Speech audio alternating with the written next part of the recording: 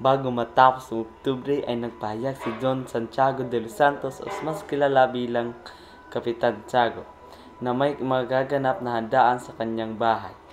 Sabil, ibalita mo sa lahat na magkakaroon ng handaan sa aking pamamahay. Mga mare, alam niyo ba magkakaroon ng handaan kay Kapitan Tiago? Talaga? Oo. Sige, makakarating kami. Sige, okay. At agad tumalistis para magtungo sa kusina at ang mga kadete sa paligid ng bahay ay masayang nag-uusap. Naroon si Padre Sabayla, isang Dominikong pare at formal na maingit sa pananalita.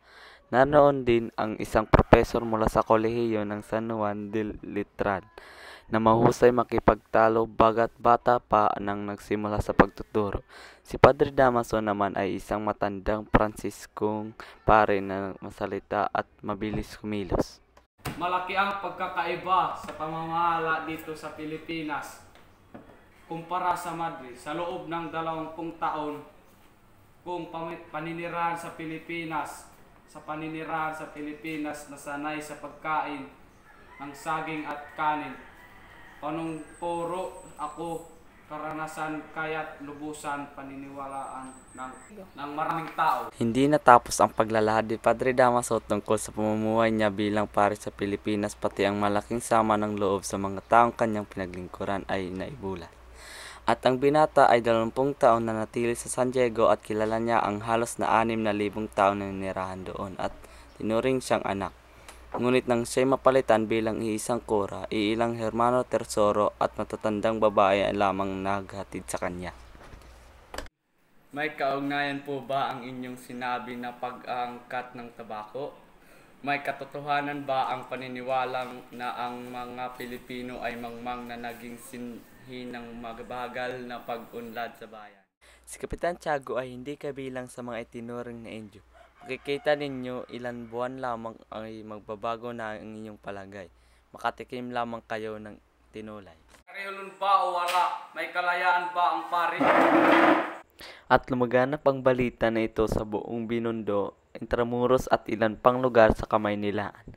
Si Kapitan Tiago ay mabait, mahinahon at matulungin, subalit ayaw niya ng mga taong rebelde at mangangalakal. Si Tia Isabel, pinsang babae ni Kapitan Tiago at tagapagtanggap ng mga bisitang punong abala sa handaan. At may narinig si Tia Isabel na tila may nabasag na pinggan at siya'y nakapagsalita.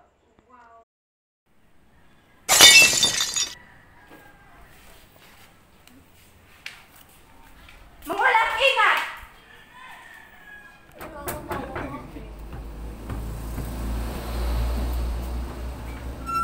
Oh, dumating ka na pala. Papakilala kita.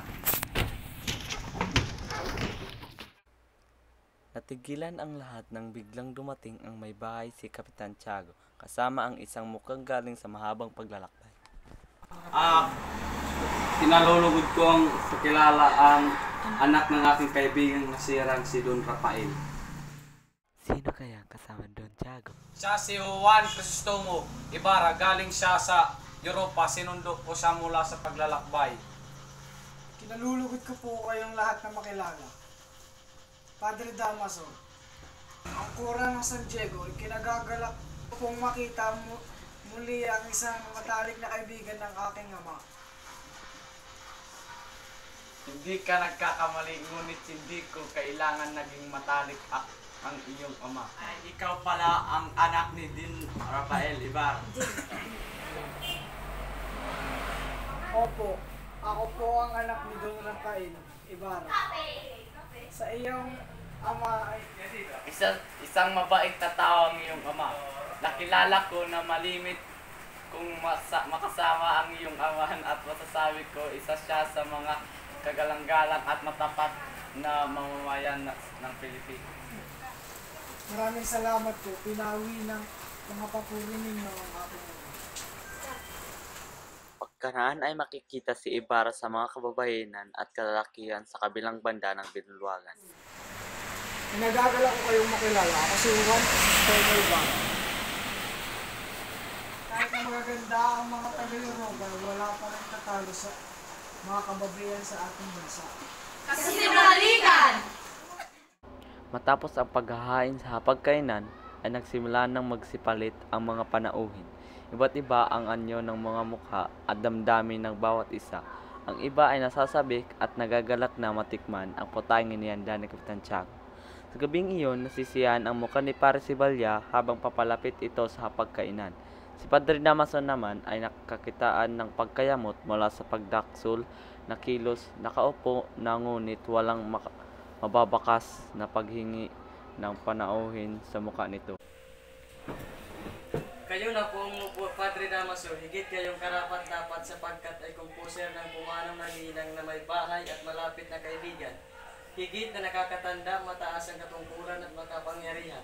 Hindi naman po katandaan, Padre Sibayla, sa palagay ko'y nararapat na kayo dahil kayo ang kura ng bayang ito. Sumunod lamang po ako kung inyong pinag-utos. Hindi ko inuutos. Ngunit hindi ito pinansin ni Padre Sibayla at sa halip ay umakto na ito ng pag-upo. Nagtama ang paningin ni na Padre Sibayla at Teniente Guevara. Inalok ng padre ang upuan kahit nasa palagay nito ay higit na mababa pa ang kanino man ang posisyon ng mga opisyal ng pamahalaan. Hindi pinaunlakan ng tenyente ang alok ni Padre Sibayla sapagkat ayaw niyang mapagitnan ng dalawang pare at dumating na si Kapitan Tiago at walang nag-alok sa upuan sa may-ari ng bahay. Nang makita ito ni Crisostomo Ibarra, siya na mismo ang nag-anyaya kay Kapitan Tiago sa hapag, kahit batid niyang walang silya. Don Santiago, salawan ninyo kami. Huwag nyo kami alalahanin. Ipinahain na ang tinola upang matikman ni Ibarra at ng mga panauhin.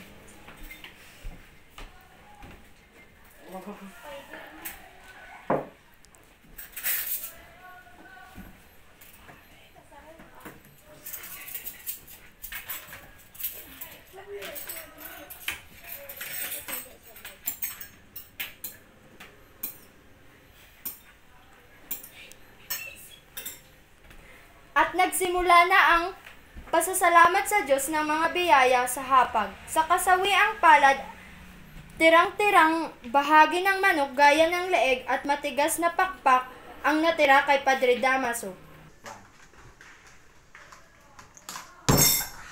Ilan taong kang nawala sa Pilipinas? Halos 7 taon. Kung gayon, marahil malimutan na ninyo ang Pilipinas. Hindi po marahil malilimutan ng aking bayan.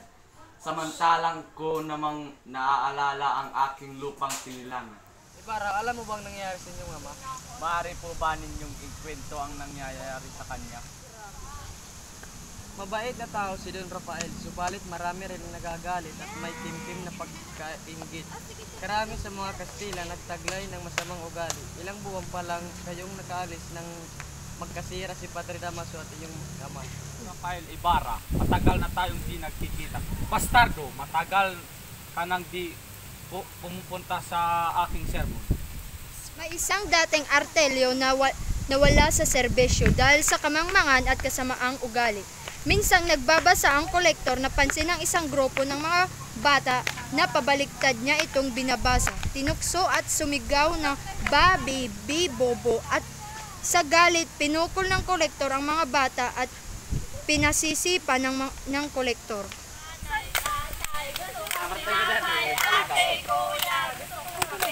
Lahat ng gusto ko ay susundin nyo. Ang mga mali ay tipinutuntun. Babi, bobo!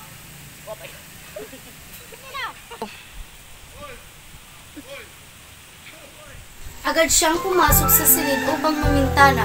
Baka sa mukha ng binata ang matinding pagod at kalungkutan.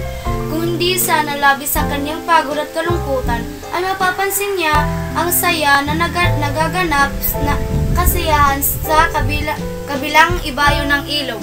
Maririnig sana ni Ibarra ang malamyos na awitin ng orkestra at mamamalas ang malamlam na ilaw sa kabilang ibayo. Tanaw mula sa kanyang silid ang bahay ni Kapitan Tiago. Hiniling niya sa